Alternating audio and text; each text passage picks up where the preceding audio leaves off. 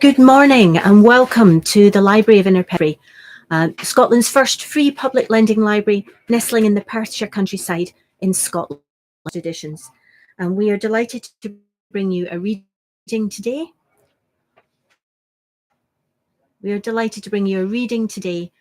From The 39 Steps, his most famous novel, and we've given you some excerpts that we hope show Buchan's gift for narrative, for action, for description, and for what he called a shocker. The 39 Steps, Chapter 1, The Man Who Died. I returned from the city about 3 o'clock on that May afternoon, pretty well disgusted with life. I had been 3 months in the old country and was fed up with it. If anyone had told me a year ago that I would have been feeling like that, I should have laughed at it. I feel liverish, the talk of the ordinary Englishman made me sick. I couldn't get enough exercise, and the amusements of London seemed as flat as soda water that had been standing in the sun. Richard, honey, I kept telling myself, you have got in the wrong ditch, my friend, and you'd better climb out. It made me bite my lips to think of the plans I'd been building up all those last years in Bulawayo. I'd ones, but good enough for me, and had figured out all sorts of ways of enjoying myself. My father had brought me out from Scotland at the age of 6, and I'd never been home since, so England was a sort of Arabian Nights for me, and I counted on stopping there for the rest of my days. But from the first, I was disappointed with it. In about a week, I was tired of seeing sights, and in less than a month, I had had enough of restaurants and theatres and race meetings. I had no real pal to go about with, which probably explains things. Plenty of people invited me to their houses, but they didn't seem much interested in me. They would fling me a question or two about South Africa and then get on with their own affairs. A lot of imperialist ladies asked me to tea to meet schoolmasters from New Zealand and editors from Vancouver, and that was the dismalest business of it all. Here I was, 37 years old, sound in wind and limb, with enough money to have a good time, yawning my head off all day. I had just about settled to clear out and get back to the veldt, for I was the best bored man in the United Kingdom. That afternoon, I'd been worrying my brokers about investments to give my mind something to work on, and on the way home, I turned into my club, rather a pothouse which took in colonial members. I had a long drink and read the evening papers. They were full of the row in the Near East, and there was an article about Karaleides, the Greek premier. I rather fancied the chap. From all accounts, he seemed the one big man in the show, and he played a... But we were going to stick by him, and one paper said he was the only barrier between Europe and Armageddon. I remembered wondering if I could get a job in those parts. It struck me that Albania was the sort of place that might keep a man from yawning.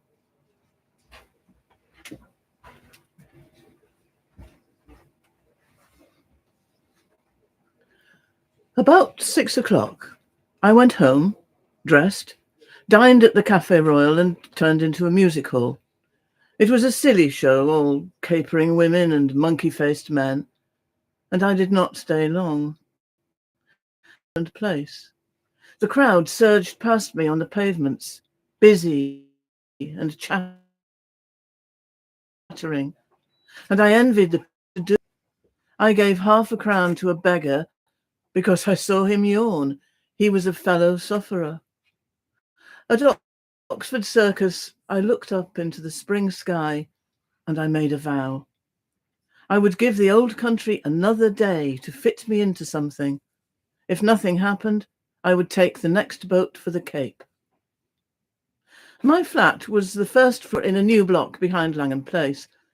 There was a common staircase with a porter and a lift man at the entrance, but there was no restaurant or anything of that sort, and each flat was quite shut off from the others. I hate servants on the premises, so I had a fellow to look after me who came in by the day. He arrived before 8 o'clock every morning and used to depart at 7, for I never dined at home. I was just fitting my key into the door when I noticed a man at my elbow. I hadn't seen him approach, and the sudden appearance recognized him as the occupant of a flat on the top floor with whom I'd passed the time of day on the stairs. "Can I speak to you?" he said. "May I come in for a minute?" He was staring and was pawing my arm. I got my door open and motioned him in. No sooner was he over the threshold than he made a dash for my back room, where I used to smoke and write my letters. Then he bolted back. "Is the door locked?" he asked feverishly, and he fastened the chain with his own hand. "I'm very sorry," he said humbly. "It's a mighty liberty, but you look the kind of man who would understand. I've had you in my mind all this week when things got troublesome. Say, will you do me a good turn?" "I'll listen to you," I said. "That's all I'll promise." I was getting worried by the antics of this nervous little chap. There was a tray of drinks on a table beside him, from which he filled himself a stiff whiskey and soda. He drank it off in 3 gulps and cracked the glass as he set it down. "Pardon," he said. "I'm a bit rattled tonight. You see, I happen at this moment to be dead."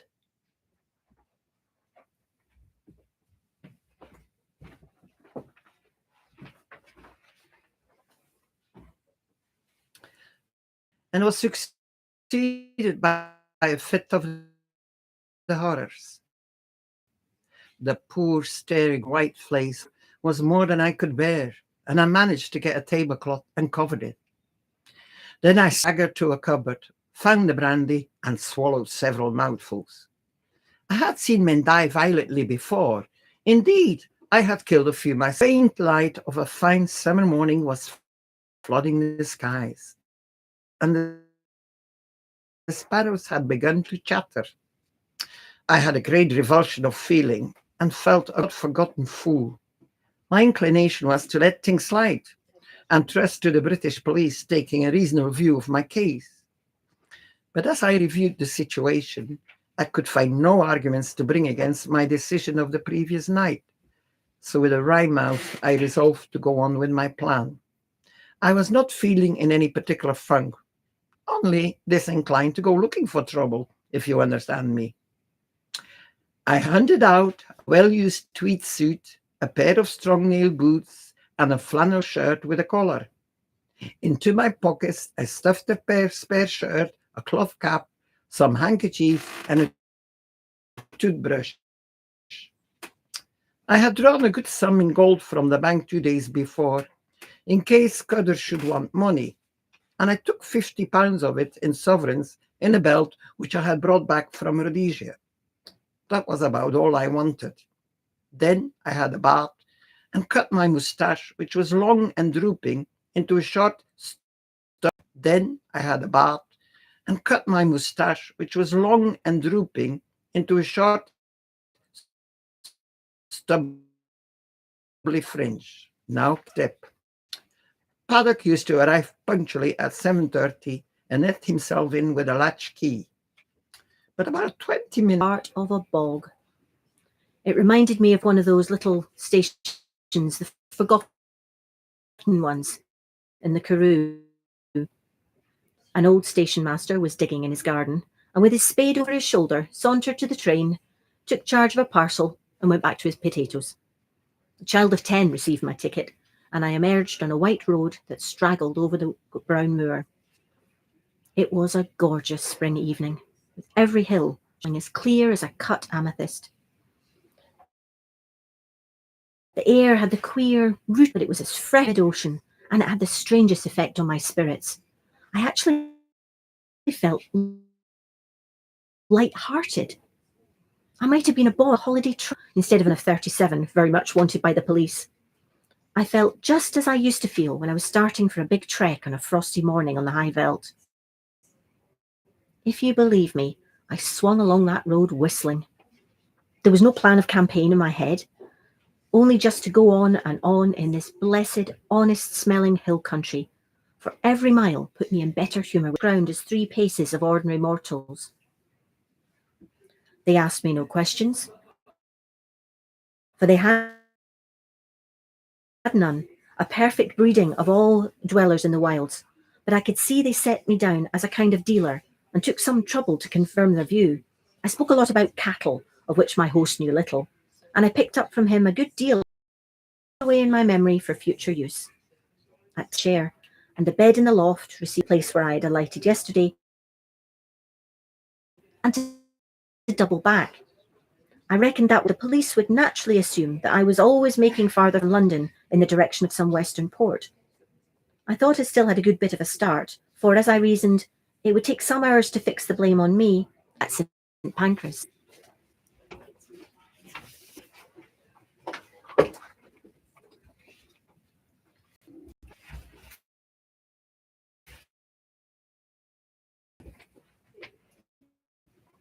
Feet and began to circle round the knot of hill in narrowing circles, just as a hawk wheels before it pounces. Suddenly, it began to rise in swift whirls, and the next I knew, speeding eastward again till it became a speck in the blue morning. That made me do. My enemies had located me, and the next thing would be a cordon round me. I didn't know what force they could command, but I was certain it would be sufficient. In that case, there might be a chance on the moors to the right or left. If you're hemmed in on all sides in a patch of land, there is only one chance of escape. You must stay in the patch and let your enemies search, and if not, find you. That was good sense, but how on earth was I to escape notice in a tablecloth of a place? The stream was a slender trickle. There was nothing but short heather, bare hill bent, and a white highway.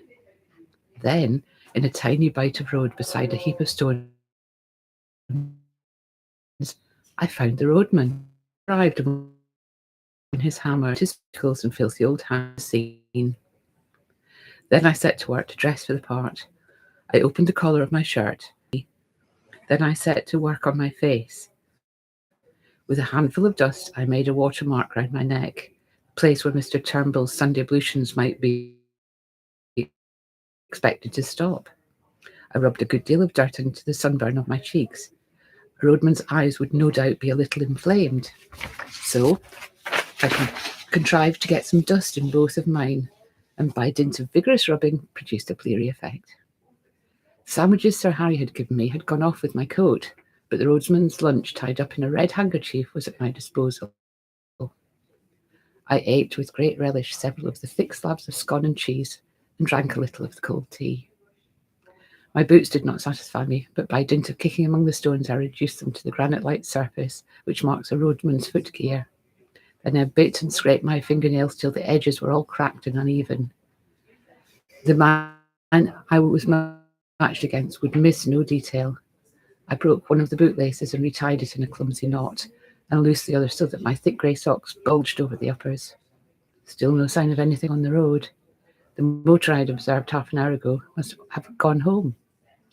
My toilet complete, I took up the barrow and began my journeys to and from the quarry 100 yards off. Just about midday, a big car stole down the hill, glided past and drew up 100 yards beyond. Its 3 occupants descended as if to stretch their legs and sauntered towards me. 2 of the men I had seen before from the window of the Galloway Inn, one lean, sharp and dark, the other comfortable and smiling. The third had the look of a countryman, and set perhaps, or a vet perhaps, or a small farmer. He was dressed in ill-cut knickerbockers, and the eye in his head was as bright and wary as a hen's. "Morning," said the last. "That's a fine easy job of yours." I had not looked up on their approach, and now when accosted, I slowly and painfully straightened my back, after the manner of roadmen, spat vigorously, after the manner of the low Scot, and regarded them steadily before replying. I confronted 3 pairs of eyes that missed nothing. "There's war jobs and there's better," I said sententiously. "I would rather hae yours, sitting a day on your hinderlands on the cushions. It's you and your muckle cars that wreck my roads. If we had the richt, you should be made to mend what you break." The sleek one spoke in German. "Let us get on," he said. "This fellow is all right." One of them gave me a cigar, which I smelt gingerly and stuck into Turnbull's bundle. We got into the car and were out of sight in 3 minutes. My heart leaped with an enormous relief, but I went on wheeling my stones. It was as well, for 10 minutes later the car returned, one of the occupants waving a hand to me. Those gentry left nothing to chance. As I sat on the hillside watching the tail lights dwindle, I reflected on the various kinds of crime I had now sampled. Contrary to general belief, I was not a murderer, but I had become an unholy liar, a shameless impostor, and a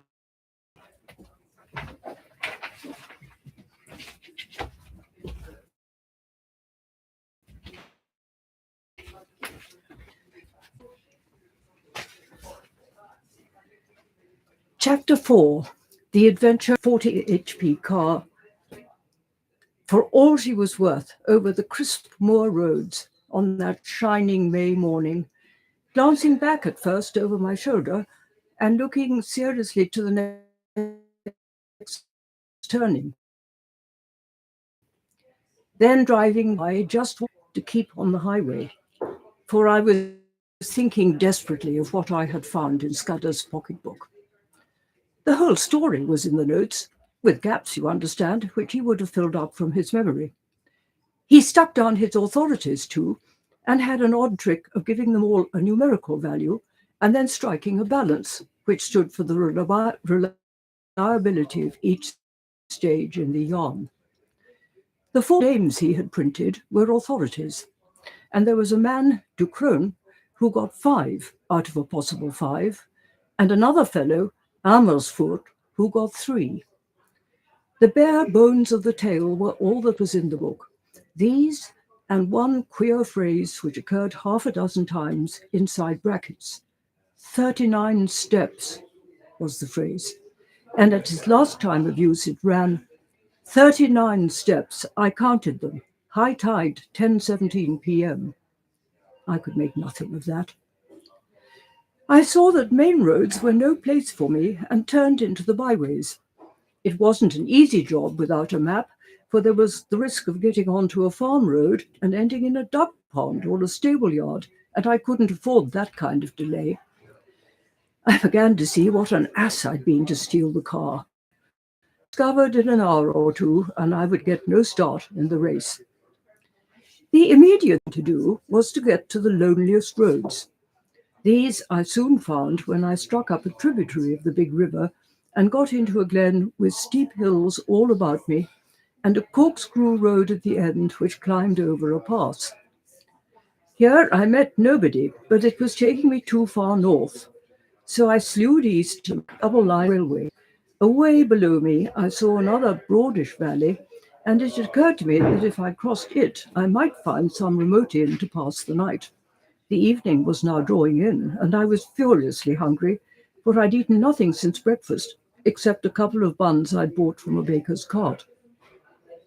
Just then, I heard a noise in the sky, and lo and behold, there was that infernal aeroplane, flying low about a dozen miles to the south and rapidly coming towards me. I had the sense to remember that on a bare moor, I was at the aeroplane's mercy, and that my only chance was to get to the leafy cover of the valley. Down the hill I went, like blue lightning, screwing my head round whenever I dared to watch that damned flying machine. Soon I was on a road between hedges and dipping to the deep-cut glen of a stream. Then came a bit of thick wood where I slackened speed. Suddenly, on my left, I heard the hoot of another car and realized to my horror that I was almost up on a couple of gateposts through which a recognized roar. But it was too late. I clapped on my brakes, but my impetus was too great, and there before me a car was sliding athwart my course. In a second, there would have been the deuce of a wreck. I did the only thing possible and ran slap into the hedge on the right, trusting to find something soft beyond. But there I was mistaken. My car slithered through the hedge like butter, and then gave a sickening plunge forward. I saw what was coming, leapt on the seat, and would have jumped out. But a branch of hawthorn got me in the chest, lifted me up, and held me, while a ton or 2 of expensive metal slipped below me, bucked and pitched, and then dropped, with an almighty smash, 50 feet to the bed of the stream. Slowly that thorn let me go. I subsided first on the hedge, and then very gently on a bower of nettles. As I scrambled to my feet, a hand took me by the arm and a sympathetic and badly scared voice asked me if I were hurt. I found myself looking at a tall young man in goggles and a leather ulster, who kept on blessing his soul and whinnying apologies. For myself, once I got my wind back, I was rather glad than otherwise. This was one way of getting rid of the car. "My blame, sir," I answered him. "It's lucky that I did not add homicide to my follies. That's the end of my Scotch motor tour, but it might have been the end of my life." He picked out a watch and studied it. "You're the right sort of fellow," he said. "I can spare a quarter of an hour, and my house is 2 minutes off. I'll see you clothed and fed and snug in bed. Where's your kit, by the way? Is it in the burn along with the car?" "It's in my pocket," I said, brandishing a toothbrush. "I'm a colonial and travel light." "A colonial!" he cried. "By gad, you're the very man I've been praying for. Are you by any blessed chance a free trader?" "I am," said I, without the foggiest notion of what he meant. As we passed through a little town, 2 policemen signalled us to stop and flashed their lanterns on us. "Beg pardon, Sir Harry," said one. "We've got instructions to look out for a car, and the description's no unlike yours." "Right-o," said my host, while I thanked Providence for the devious ways I had been brought to safety. After that, he spoke no more, for his mind began to labour heavily with his comings.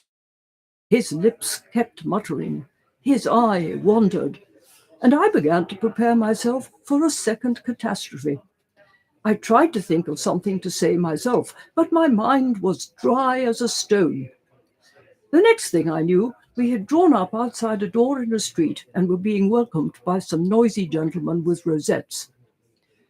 The hall had about 500 in it, women mostly, a lot of bald heads, and a dozen or 2 young men.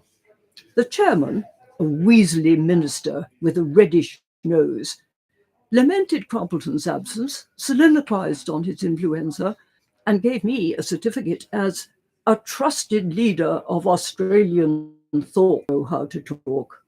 He had about a bushel of notes from which he read, and when he let go of them, he fell into one prolonged stutter. Every now and then he remembered a phrase he had learnt by heart, straightened his back, and gave it off like Henry Irving. And the next moment he was bent double and crooning over his papers. It was the most appalling rot, too.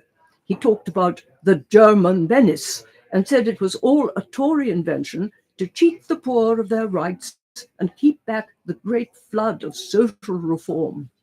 But that organised labour realised this and laughed the Tories to scorn. He was all for reducing our navy as a proof of our good faith, and then sending Germany an ultimatum telling her to do the same or we would knock her into a cocked hat. He said that Tories, Germany and Britain would be fellow workers in peace and reform. I thought of the little black book, In Peace and Reform. I thought of the little black.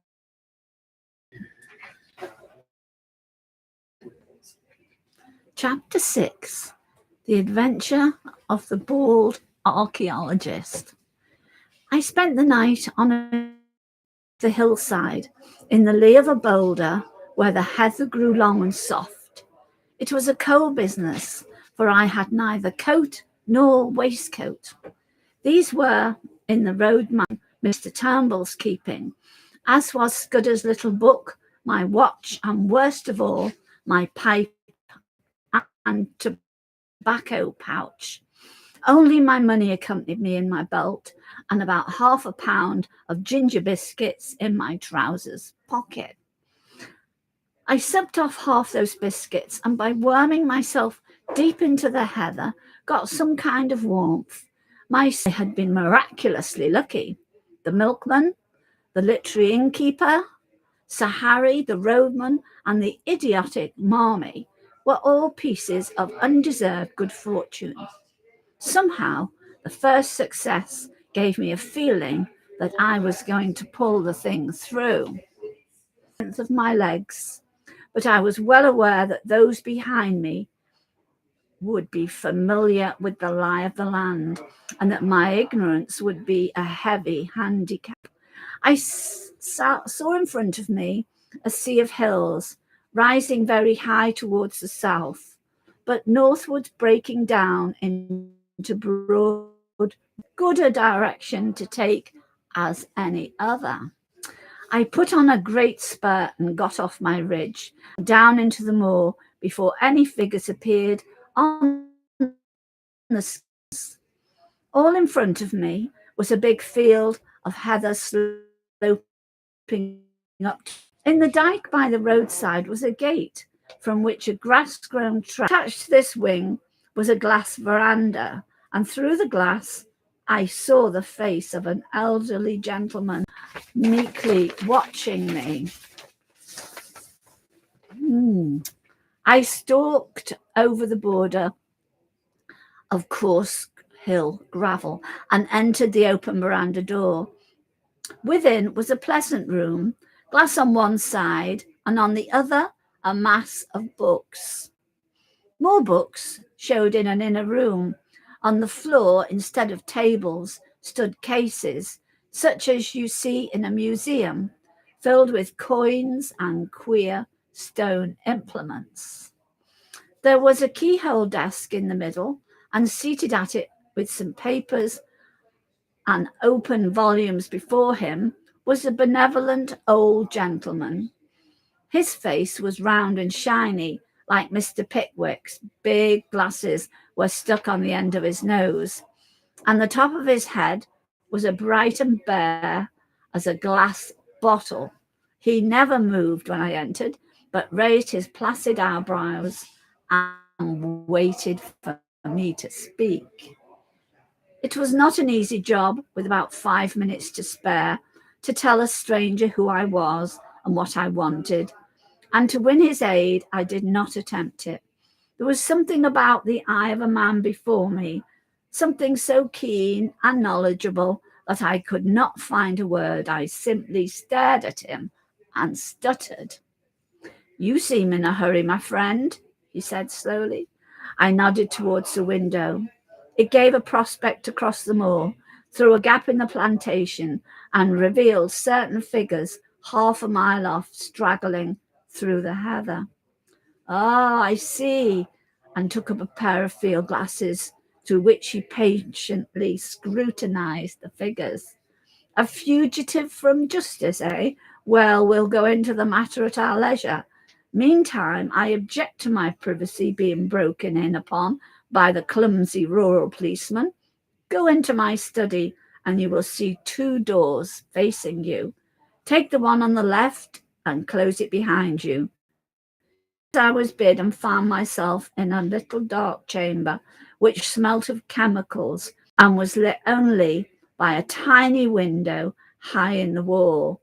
The door had swung behind me with a click, like a door of a safe, and once again I had found an unexpected sanctuary. All the same, I was not comfortable. There was something about the old gentleman which puzzled and rather terrified me. He'd been too easy and ready, almost as if he'd expected me, and his eyes had been horribly intelligent. "Carl," he spoke in German to one of the men in the doorway, "will you please put this fellow in the storeroom till I return, and you will be answerable to me for his keeping." I was marched out of the room with a pistol at each ear. The storeroom was a damp chamber in which had been the old farmhouse. There was no carpet on the uneven floor and nothing to sit down on but a school form. It was black as pitch, for the windows were heavily shuttered. I made out by groping that the walls were lined with boxes and barrels and sacks of some heavy stuff. The whole place smelt of mould and disuse. My gaolers turned the key in the door, and I could hear them shifting their feet as they stood outside.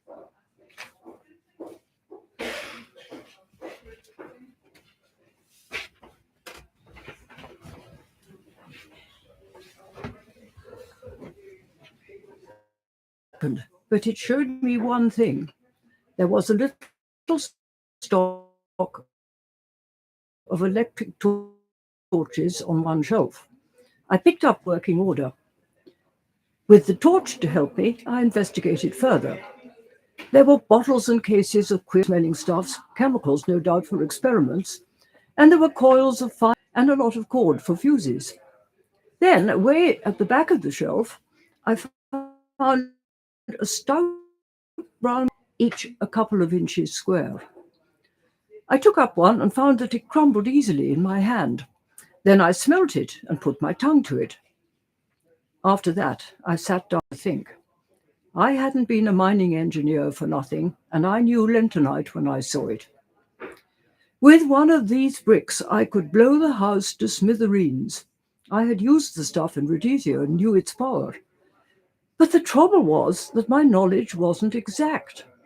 I had forgotten the proper charge and the right way of preparing it, and I wasn't sure about the timing. I had only a vague notion, too, as to its power, for though I had used it, I had not handled it with my own fingers. But it was a chance, the only possible chance. The remembrance of little Scudder decided me. It was about the beastliest moment of my life, for I'm no good at these cold-blooded resolutions. Still, I managed to rake up the pluck to set my teeth and choke back the horrid doubts that flooded in on me. I simply shut off my mind and pretended I was doing an experiment as simple as Guy Fawkes fireworks. I got a detonator and fixed it to a couple of feet of fuse. Then I took a quarter of a lentonite brick and buried it near the door below one of the sacks in a crack of the floor, fixing the detonator in it. For all I knew, half those boxes might be dynamite. I ensconced myself just below the sill of the window and lit the fuse. Then I waited for a moment or two. There was dead silence, only a shuffle of heavy boots in the passage and the peaceful cluck of hens from the warm out of doors. I commended my soul to my Maker and wondered where I would be in 5 seconds. A great wave of heat seemed to surge upwards from the floor and hang for a blistering instant in the air. Then the wall opposite me flashed into a golden yellow and dissolved with a rending thunder that hammered my brain into a pulp. Something dropped on me, catching the point of my left shoulder. And then, I think, I became unconscious. My stupor could scarcely have lasted beyond a few seconds. I felt myself being choked by thick yellow fumes and struggled out of the debris to my feet. Somewhere behind me I felt fresh air. The jambs of the window had fallen, and through the ragged rent the smoke was pouring out to the summer noon. I stepped over the broken lintel, acrid fog. I felt very sick and ill, but I could move my limbs, and I staggered blindly forward away from the house. I had a fine prospect of the whole ring of moorland. I saw the car speed away with 2 occupants and a man on a hill pony riding east. I judged they were looking for me, and I wished them joy of their quest. But I saw something else, more interesting. The house stood almost on the summit of a swell of moorland which crowned a sort of plateau, and there was no higher point nearer than the big hills 6 miles off. The actual summit, as I have mentioned, was a biggish clump of trees, firs mostly, with a few ashes and beeches. On the Ducat, I was almost on a level with the treetops and could see what lay beyond. The wood was not solid, but only a rin take long to guess what it was. It was an aerodrome, and a secret one. The place had been most cunningly chosen, for suppose anyone were watching an aeroplane descending here, he would think it had gone over the hill beyond the trees. As the place was on the top of a rise in the midst of a big amphitheatre, any very close at hand would realize that the aeroplane had not gone over, but had descended in the midst of the wood. An observer with a telescope on one of the higher hills might have discovered the truth, but only herds went there, and herds do not carry spyglasses. When I looked from the Ducat, I could see far away a blue line which I knew, and I grew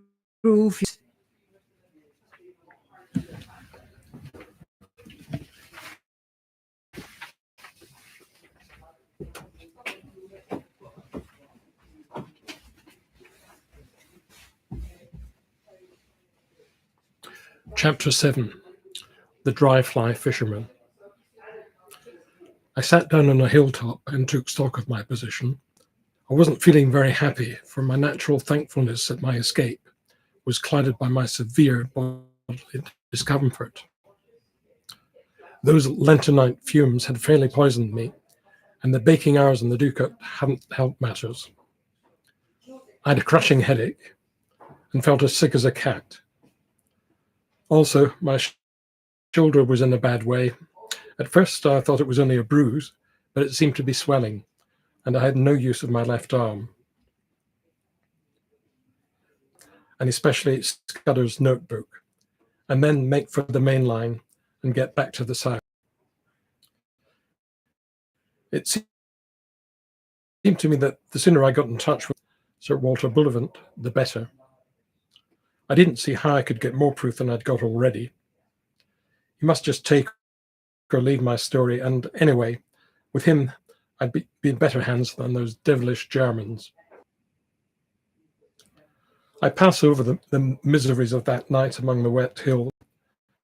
There were no stars to steer by, and I had to do the best I could from my memory of the map. Twice I lost my way, and I had some nasty falls into peat bogs. I'd only about 10 miles to go as the crow flies, but my mistakes made it nearer 20. The last bit was completed with set teeth and a very light and dizzy head, but I managed it, and in the early dawn, I was knocking at Mr. Turnbull's door. The mist lay close and thick, and from the cottage, I couldn't see the high road. Mr. Turnbull himself opened to me, sober and something more than sober. He was primly dressed in an ancient but well-tended suit of black. He had been shaved not later than the night before. He wore a linen collar, and in his left... I made Turnbull accept £5 for my lodging, and a hard job I had of it. There never was a more independent being. He grew positively rude when I pressed him, and shy and red, and took the money at last without a thank you.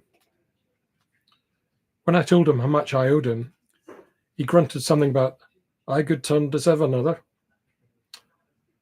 You would have thought from our leave-taking that we'd parted in disgust. Hislop was a cheery soul, who chatted all the way over the pass and down the sunny vale of Annan. I talked of Galloway markets and sheep prices, and he made up his mind that I was a pack shepherd from those parts, whatever that may be. My plaid and my old hat, as I've said, gave me a fine theatrical Scots look. But driving cattle is a mortally slow job. We took the better part of the day to... If I'd not had such an anxious heart, I'd have enjoyed that time. It was shining blue weather with a constantly changing prospect of brown for summer, and little for Hislop's conversation. For as the fateful 15th of June drew near, I overweighed with the hopeless difficulties of my enterprise. I got some dinner in a humble Moffat public house and walked the 2 miles to the junction on the main line. The night express for the south was not due till near midnight, and to fill up the time, I went up on the hillside and fell asleep, for the walk had tired me. I all but slept too long, and had to run to the station and catch the train with 2 minutes to spare. The feel of the hard third-class cushions and the smell of stale tobacco cheered me up wonderfully. At any rate, I felt now that I was getting to grips with my job. I was the crew in the small hours, and had to wait till 6 to get a train for depths of Berkshire. Presently, I was in a land of lush water meadows and slow, reedy streams. About 8 o'clock in the evening, a weary and travel-stained being, I came to a bridge, below which was a clear, slow stream, flowed between snowy beds of water buttercups.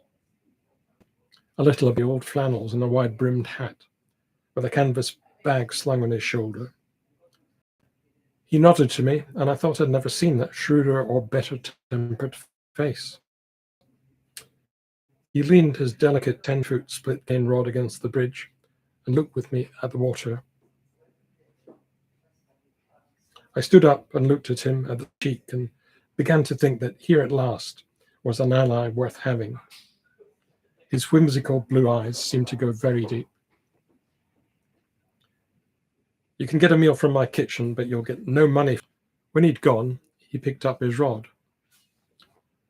That's my house, he said, pointing to a white gate 100 yards.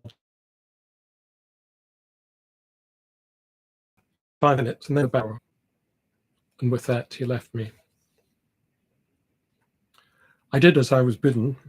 I found a pretty cottage with a lawn running down to the stream and a perfect jungle of guelder rose and lilac flanking the path.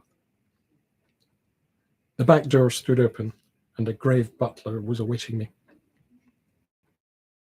I got into the dress clothes and clean, crackling shirt, which fitted me not so badly. By the time I'd finished, the looking glass showed a not young man. Sir Walter awaited me in a dusky dining room where a little round table was lit with silver candles. The sight of him, so respectable and established and secure, the embodiment of loyalty on false pretenses. I'm more obliged to you than I say, but I'm bound to make things clear, I said. I'm an innocent man, but I'm wanted by the police. I've got to tell you this, and I won't be surprised if you kick me out. He smiled. That's all right. Don't let that interfere with your appetite. We can talk about these things after dinner. We went to my yard. That he called me by my proper name. I began at the very beginning. I told of my board, then I got to the murder, and he grew solemn again. He heard all about the milk breath when I whipped the little book from my pocket. I said nothing of the contents. Then I described my meeting with Sir Harry. He laughed uproariously. Harry talked dash nonsense, did he? I quite believe it. He's as good a chap as ever breathed, but his idiot of an uncle has stuffed his head with maggots. Go on, Mr. Hannay. My day as a roadman excited him a bit. He made me describe the two fellows in the car very closely and seemed to be raking back in his memory. But the old man in the moorland house solemnized him. Again, I had to describe Riedler, and bald-headed and hooded his eyes like a bird. He sounds like a sinister wildfowl, and you dynamited it. Presently, I reached the end of my wardrobes. He got up slowly and looked at me from the hearthrug. You dismiss the police from your mind, he said. You're an avenger from the law of this land. Great Scott, I cried. Have they got the murderer? But for the last fortnight, they've dropped you from the list of possibilities. Why? I asked in amazement. Principally because I received a letter from Scudder. I knew something of the man, and he did several jobs for me. He was half crank, half genius, but he was wholly honest. The trouble about him was his partiality for playing a lone hand. That made him pretty useless in any secret service. A pity, for he had uncommon gifts. I think he was the bravest man, but he'd been dead a week then. It was written, posted on the 23rd. He evidently did not anticipate an immediate decease. His communications usually took a week. You can imagine what a load this took off my mind. I felt a free man once more, for I was now up against my country's enemies only, and not my country's law. Now, let's have a look at the little notebook, said Sir Walter. It took us a good hour to work through it. I explained the cipher, and he was jolly quick at picking it up. He amended my reading of it on several points, but I'd been fairly correct on the whole. His face was very grave before he had finished, and he sat silent for a while. I don't know what to make of it, he said at last. He's right about one thing. What is going to happen the day after tomorrow? How the devil can it have got known? That's ugly enough in itself. But all this about war and the Black Stone, it reads like some wild melodrama. If only I had more confidence in Scudder's judgment. The trouble about him was that he was too romantic. He had the artistic temperament and wanted a story to be better than God meant it to be. He had a lot of biases too. Whitaker from the Admiralty, myself, Sir Arthur Drew, and General Winstanley. The First Lord is ill and has gone to Sheringham. At my house he will get a certain document from Whitaker, and after that he will be motored to Portsmouth, where a destroyer will take him to Havre. His journey is too important for the ordinary boat train. He will never be left unattended for a moment till he is safe on French soil. The same with Whitaker till he meets Royer. That is the best we can do, and it's hard to see how the yard. There we saw a prim gentleman with a clean-shaven lawyer's face. I've brought to the Portland Place murder Richard Hannay, who for some days greatly interested my department.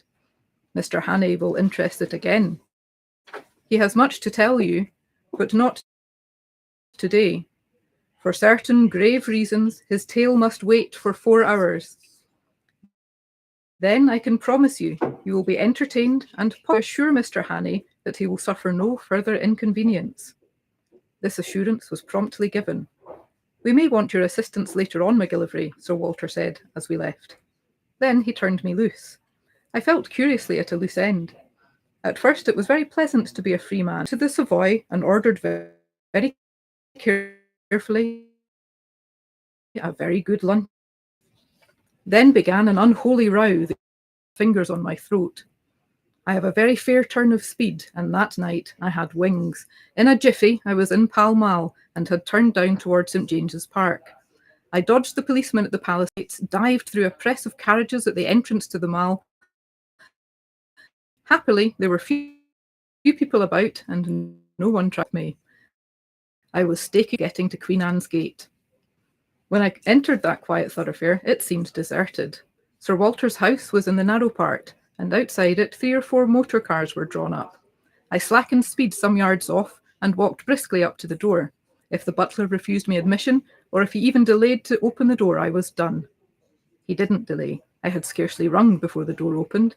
I must see Sir Walter, I panted. My business is desperately important. That butler was a great man. Without moving a muscle, he held the door open and then shut it behind me. Sir Walter is engaged, sir, and I have orders to admit no one. Perhaps you will wait.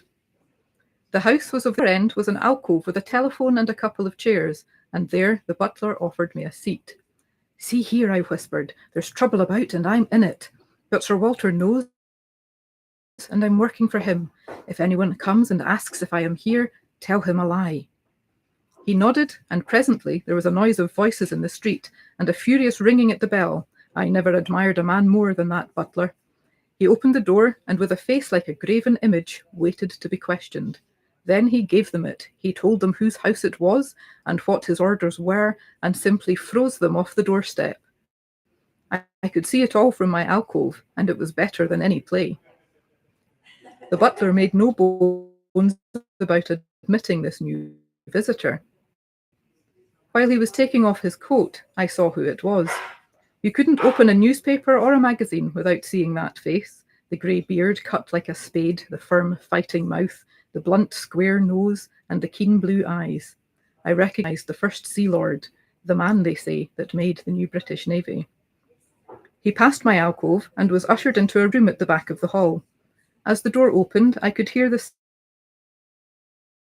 sound of low voices. I was left alone. For 20 minutes I sat there, wondering what I was to do next. I was still perfectly convinced that I was wanted, but when or how, I had no notion. I kept looking at my watch. And as the time crept on to 10:30, I began to think that the conference must soon end. In 1/4 of an hour, Royer should be speeding along the roads to Portsmouth. Then I heard a bell ring, and the butler appeared. The door of the back room opened.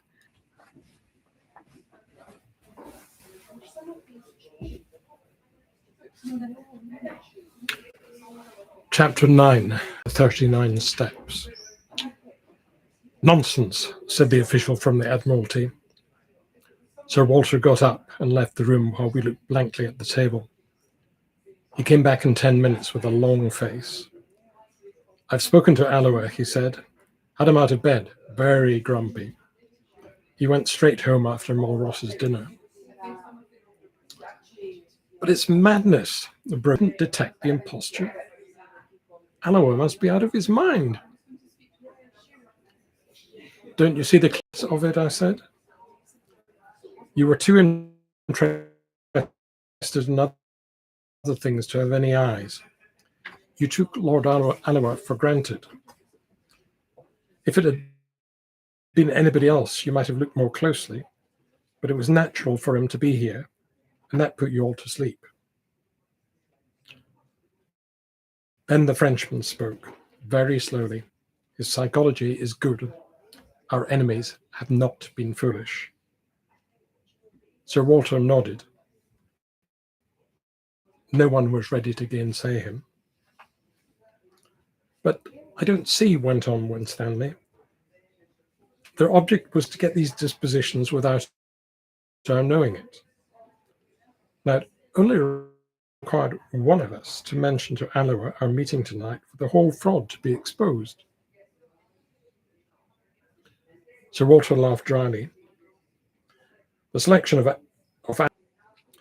the one thing that puzzles me, said the General, is what good his visit here would do that spy fellow. Well, I can't speak with absolute assurance, but I'm nearly certain we can't make any sea change unless we alter the geography of England. Another thing must be said. It was Royer who spoke. I talked freely when that man was here. I told him something of the military plans of my government. I was permitted to say so much.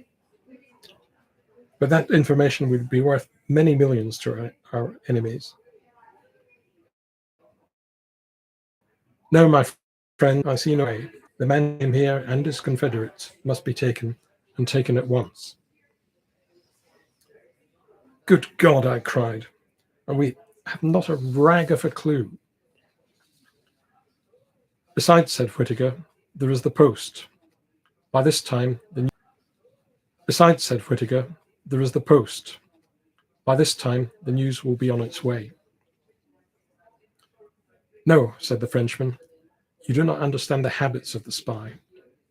He receives personally his reward, and he delivers personally his intelligence. We in France know something of the breed. There is still a chance, mes amis. These men must cross the sea, and there are ships to be searched and ports to be watched. Believe me, the need is desperate for both France and Britain, among fumblers. But I saw no hope in any face, and I felt where among the 50 millions of these islands and within a dozen hours, I had an inspiration.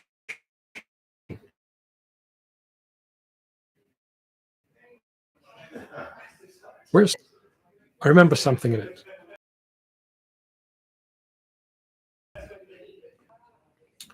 I found the place. 39 steps, I read. And again, 39 steps. I counted them. High tide, 10:17 p.m. The Admiralty man was looking at me as though I'd gone mad. Don't you see it's a clue? I shouted. Scudder knew where these fellows laired. They were going to leave the country, though he kept the name to himself. Tomorrow was the day, and it was someplace where high tide was at 10:17.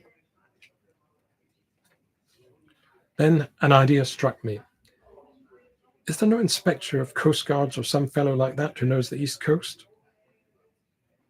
Whittaker said there was, and that he lived in Clapham. He went off in the car to fetch him, and the rest of us sat about the little room and talked of anything that came into our heads.